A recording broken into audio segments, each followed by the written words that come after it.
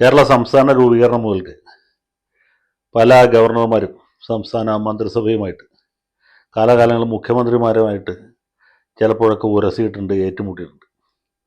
പലപ്പോഴും രാഷ്ട്രീയ കാരണങ്ങൾ കൊണ്ടായിരിക്കും. പ്രത്യേകിച്ചും ഗവർണർ കോൺഗ്രസ്സുകാരനും ഭരിക്കുന്നത് ഇടതുപക്ഷത്തിൻ്റെ സർക്കാരുമാണെങ്കിൽ ഇങ്ങനെയുള്ള ഉരസലുകൾ കൂടുതലായിട്ടുണ്ടാവും എന്നുള്ളതാണ് നമ്മുടെ അറിവ്, നമ്മുടെ ഓർമ്മ. അതിപ്പോൾ രാമകൃഷ്ണ റാവു ഗവർണറും EMS നമ്പൂതിരിപ്പാടും മുഖ്യമന്ത്രിയുമായിരുന്ന കാലത്ത് അങ്ങനെയായിരുന്നു.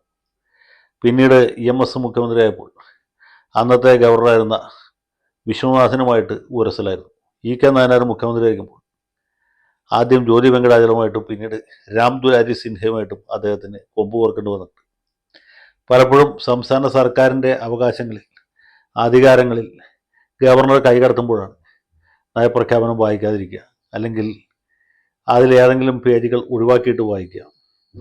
അതുമല്ലെങ്കിൽ ആംഗ്ലോ ഇന്ത്യൻ മെമ്പറെ നോമിനേറ്റ് ചെയ്യുന്നത് ഗവർണർ തൻ്റെ ഇഷ്ടപ്രകാരം ചെയ്യുക, അതല്ലെങ്കിൽ സർവകലാശാലയിലെ വൈസ് ചാൻസലർമാരെ നിയമിക്കുന്നത് സർക്കാർ കൊടുത്ത പാനലിന് സർക്കാരിന് അഭിമാനം അല്ലാത്ത ആളെ നിയമിക്കുക. ഇങ്ങനെയുള്ള കാര്യങ്ങളിലൊക്കെയാണ് ഗവർണറെ കുറിച്ച് നിയമസഭയിൽ ചർച്ച ചെയ്യാൻ പാടില്ല എന്ന് പറയുമെങ്കിലും സർവകലാശാലകളുടെ ചാൻസലറെ കുറിച്ച് ചർച്ച ചെയ്യാം എന്ന ഒരു വ്യവസ്ഥ ദുർവ്യാഖ്യാനം ചെയ്തു പലപ്പോഴും അതാത് കാലത്തെ ഗവർണർമാരെ കുറിച്ച് വളരെ അപലപനീയമായ രീതിയിലുള്ള പരാമർശങ്ങളൊക്കെ ഇവർ നടത്തിയിട്ടുണ്ട്.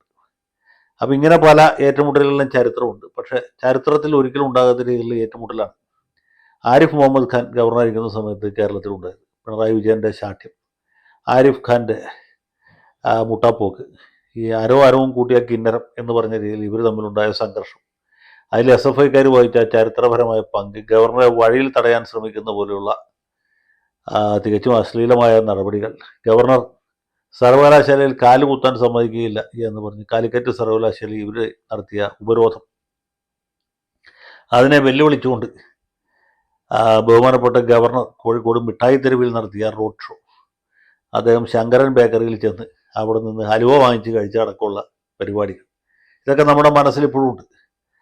ഒരു ഘട്ടത്തിൽ ഈ കേരളത്തിലെ പ്രതിപക്ഷ നേതാവ് ഗവർണറാണോ എന്ന് പോലും നമുക്ക് സംശയം തോന്നുന്ന നിലയിലേക്ക് എത്തി. അപ്പോൾ അങ്ങനെ സംഘർഷങ്ങളുടെ, സംഘടനകളുടെ ഒരു കാലഘട്ടം കഴിഞ്ഞു എന്ന് നമ്മൾ വിചാരിച്ചത് പുതിയ ഗവർണറെ നിയമിച്ചപ്പോഴാണ്.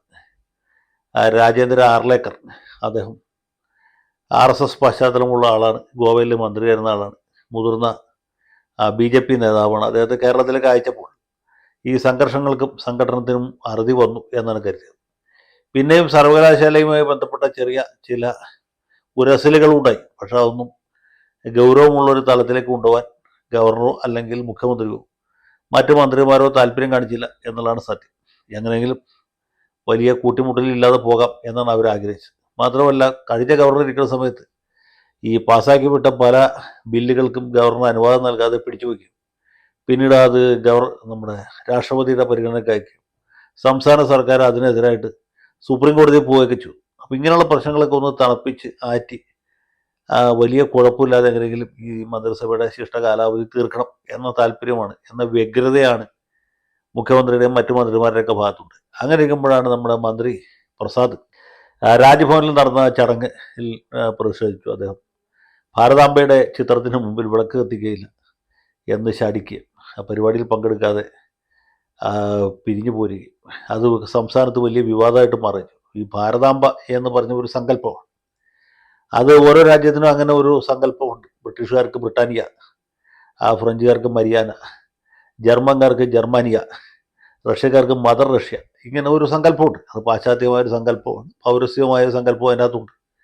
പാശ്ചാത്യവും പൗരസ്യവുമായ സങ്കല്പത്തിൽ ഈ സ്വദേശത്തെ ഫാദർലാൻഡായിട്ട് കണക്കാക്കുന്ന ജർമ്മൻകാരും അതുപോലെ റഷ്യക്കാരും വരെ ഒരു രൂപം കൽപ്പിക്കുന്നത് അമ്മയുടെ രൂപത്തിലാണ്. അതാണ് മദർ റഷ്യ എന്ന ഒരു സങ്കല്പം. അത് സോവിയറ്റ് യൂണിയനാണെന്ന കാലത്തും ഉണ്ടായിരുന്നു. സോവിയറ്റ് യൂണിയനും മദർ റഷ്യയായിട്ടാണ് അവരുടെ രാഷ്ട്രസങ്കല്പം ഉണ്ടായിരുന്നു. ജർമ്മനിയിലും ഫ്രാൻസിലും ഇംഗ്ലണ്ടിലും ഒക്കെ അങ്ങനെയാണ്. ഇപ്പം നമ്മൾ ഭാരതാംബ അല്ലെങ്കിൽ ഭാരതമാതാവ് എന്ന രീതിയിൽ ആദരിക്കുന്നു. അതാണ് ഭാരത് മാതാക്ക് ജയ് എന്ന മുദ്രാവാക്യത്തിൻ്റെ ആന്തരാർത്ഥം. പിന്നെ ഭാരതമാതാവ് ഏത് രൂപത്തിലായിരിക്കണം? സാരി കൊടുത്ത ഭാരതമാതാവ് വേണോ? അതോ ഈ പർദ്ദ അണിഞ്ഞ ഭാരതമാതാവ് വേണോ? അതോ പഴയകാലത്തെ ക്രിസ്ത്യൻ സ്ത്രീകളെ പോലെ ചട്ടയും മുണ്ടും ധരിച്ച ഭാരതമാതാവായിരിക്കണം എന്നൊക്കെ ചോദിച്ചാൽ വിഷമിച്ചു പോകും. കാരണം നമ്മളാരും ഭാരതമാതാവിനെ കണ്ടിട്ടില്ല. ഓരോ ആളുകളുടെ സങ്കല്പത്തിലുള്ള രൂപത്തിലാണ് ചിത്രകാരന്മാർ വരച്ചിട്ടുള്ളത്. ഇത് പറയുമ്പോൾ എനിക്ക് ഓർമ്മ വരുന്ന എറണാകുളം അങ്കമാലി രൂപതക്കാർ, അവർക്ക് ആകെ ഒരു കോളേജേ ഉള്ളൂ. ആ കോളേജിന് പേരിട്ടപ്പോൾ അന്നത്തെ അത്യുന്നത കർദിനാൾ മാർ ജോസഫ് പാലക്കാട്ടിൽ ഈ കലാലയത്തിന് കൊടുത്ത പേര് ഭാരതമാതാ കോളേജ് എന്നായിരുന്നു. അദ്ദേഹത്തിന് വേണമെങ്കിൽ കന്യാമറിയ കോളേജിൽ നിന്നോ അല്ലെങ്കിൽ വെർജിൻ മേരി കോളേജിൽ നിന്നോ അല്ലെങ്കിൽ വേറെ ഏതെങ്കിലും പുണ്യവാൻ്റെ പേരിൽ ഔസേപ്പ് പുണ്യാളൻ്റെ അല്ലെങ്കിൽ അന്തോണീസ് പുണ്യാളൻ്റെ പേരിൽ കോളേജ് തുടങ്ങാമായിരുന്നു, ആരും ചോദിക്കില്ല. പക്ഷേ അദ്ദേഹത്തിൻ്റെ രാഷ്ട്ര താല്പര്യം, അദ്ദേഹത്തിൻ്റെ ദേശീയ താല്പര്യം, അത് അദ്ദേഹത്തിനെ പ്രചോദിപ്പിച്ചത് ഭാരതമാത എന്ന പേരിൽ ഒരു സ്ഥാപനം തുടങ്ങാനാണ്. അതുകൊണ്ട് കത്തോലിക്ക സഭ ഉയർത്തിപ്പിടിക്കുന്ന ക്രൈസ്തവ മൂല്യങ്ങൾക്ക് യാതൊരു ക്ഷതവും സംഭവിച്ചിട്ടില്ല, യാതൊരു ഭംഗവും വന്നിട്ടില്ല നമുക്കറിയാം. നേരെ മറിച്ച് കത്തോലിക്കർക്ക് പൊതുവിലും പാലക്കാട്ടിൽ പിതാവിന് പൊതുസമൂഹത്തിലുള്ള വലിയ പ്രസിദ്ധി അതുകൊണ്ട് വർദ്ധിക്കാൻ മാത്രമേ ചെയ്തു. അപ്പോൾ ഈ ഭാരതമാതാവിൻ്റെ രൂപം ഇന്ന രീതിയിലായിരിക്കും നമുക്ക് ആർക്കും ശാടിക്കാൻ പറ്റുകയില്ല. അത് ഗവർണർക്കും പറ്റുകയില്ല, മന്ത്രി പ്രസാദിനും പറ്റുകയില്ല, ശിവൻകുട്ടിക്കും പറ്റുകയില്ല, ആർക്കും പറ്റുകയില്ല.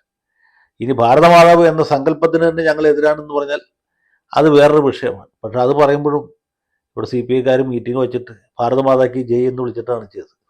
സാധാരണ സി പി ഐക്കാരും സി പി എംകാരും ഭാരതമാതാക്ക് ജയ് വിളിക്കാറില്ല. അവരുടെ രാഷ്ട്രീയ ചിന്താഗതികൾ വേറെ രീതിയിലായതുകൊണ്ടാണ്. പക്ഷെ ഇവിടെ സംഭവിച്ചിട്ടുള്ളത് മിക്കവാറും അനാവശ്യമായിട്ടൊരു വിവാദമാണ്. ഭാരതമാതാവിൻ്റെ ആ പടം വെക്കണം എന്ന് ഗവർണർ ശടിക്കുന്നത് ശരിയല്ല.